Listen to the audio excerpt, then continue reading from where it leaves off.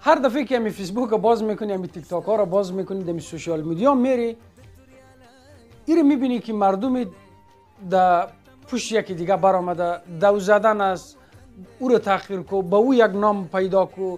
این مذهب توهین کو، این زبان بگو تو چرا این رقم گپ میزنی، او فرهنگ دشنام بتی، او فرهنگ بد معرفی کو در دنیا. ما غیر اینمی دیگه چیز ما در سوشال میدیا نمیبینیم متاسفانه. خوی مردمی که ما در خود افغانستان زندگی میکنه، اگر ما بیایم بهانه جور کنیم که والا یا بی سواد است چرا نمیفهمه خو سیس، من را قبول میکنم. مگم شما آدمایی که رفتین در اوج در کشورهای جهان اول زندگی میکنین، کل امکانات در دستتان است، کار میکنین، زحمت میکشین و به نحوی در هر جامعه در اون محیط کاری که زندگی میکنین، در اون مکتب و در جایی که درس میخوانین، نمایندگی از افغانستان شما میکنین. ما از شما گله است که شما چرا این فرهنگ غلط دامن میزنین؟ چرا